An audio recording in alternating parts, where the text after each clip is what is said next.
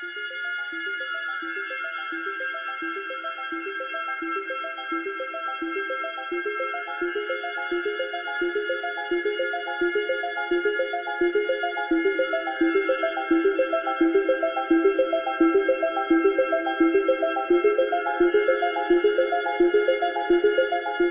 welcome back for those of you who have been following and for those first time.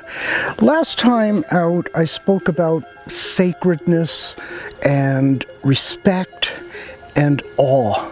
I want to start this one with, again, going back to awe. When we have the experience of awe, it's like, wow. Something we're looking at, a mountain, a sunset, a big animal, whatever. When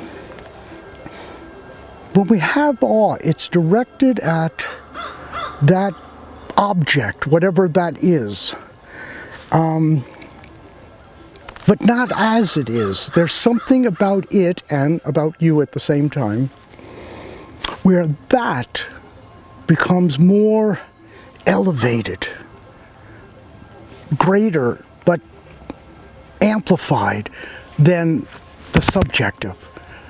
Again, you realize something your ego has been telling you all your life of how big you are, and you realize that in comparison to the rest of the earth and the universe itself, you're a little speck.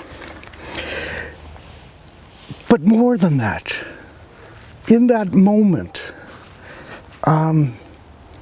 and I get this on the island. As a matter of fact, when I come to the island, everything that I see over there, the world, doesn't exist. You go back here and you hear the crows.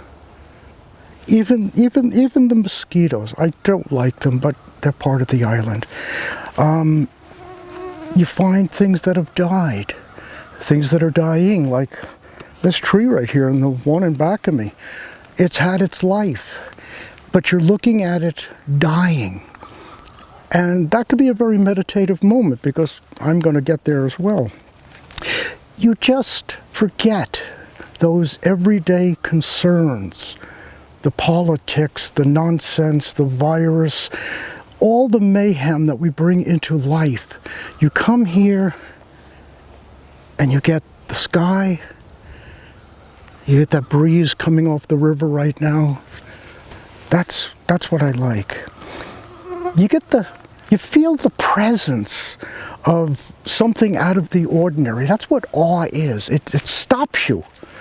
And a lot of times you don't want the experience to, no, hello there, come on up, hi, come here. I've been feeding him peanuts. He knows me now. Again, awe is when you feel connected to life.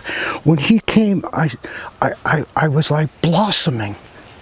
Yes, I didn't bring any today because I'm working.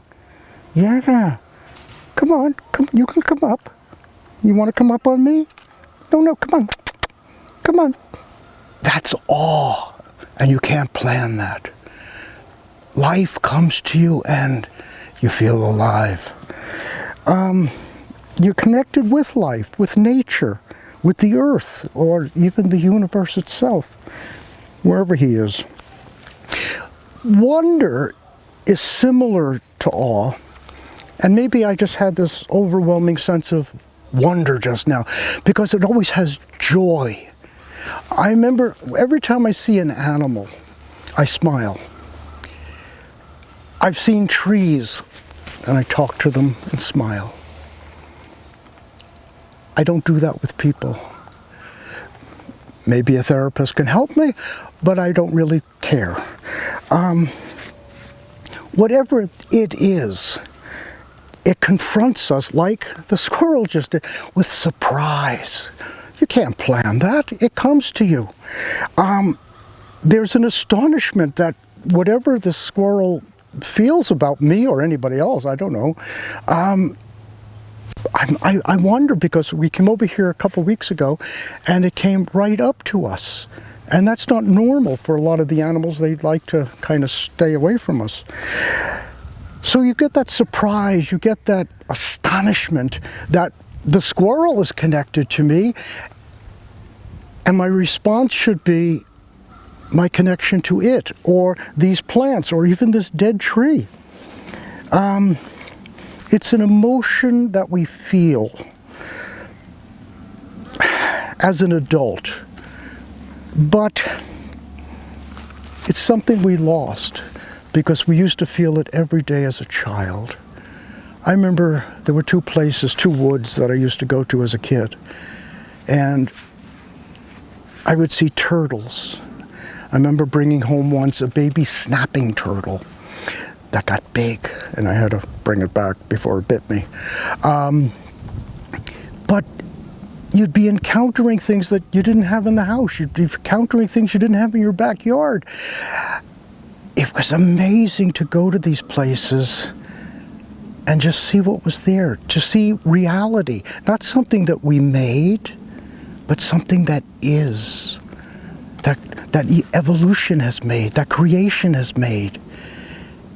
And you're there in its midst. And I don't know, as a kid, I just felt, wow, I'm glad to be alive. Of course, you had to go back to life, and there were many things there that you said, I wish I was never born. But that's the whole idea of sacred places, sacred moments, reverence, awe, wonder. It allows you to experience something within yourself by experiencing it, encountering it out here. I want to just kind of read you something here. Land plants. Well, let me start before that. Plants, as you can see in back of me, they started in the ocean in aquatic areas. We think now, probably they were algae at the time, 4 billion years ago. Plants came on the land 500 million years ago. We showed up 2 million years ago. What you see around me has so much Earth experience that we haven't even come to grips with yet.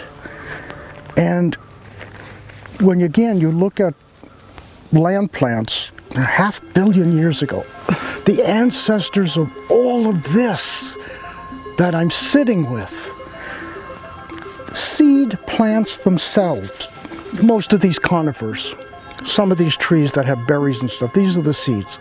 Their ancestors were here 400 million years ago. In fact, some of the plants that are on the island have ancestors that were probably here on the island 300 million years ago, or at least in the area, but probably here too.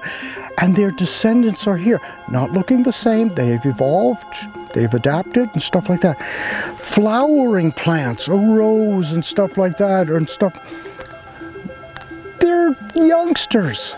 150 million years ago, when the dinosaurs were here in the Cretaceous period, flowers started to emerge. Now, in a very short evolutionary time, flowering plants are the most numerous. Think of a world without flowers. That's what the past was. Think of how lucky we are to walk through a garden in the springtime and see all of that beauty, and then follow it until they've done their summer stuff and they're ready to go back to sleep. Well, see you next time. In the meantime,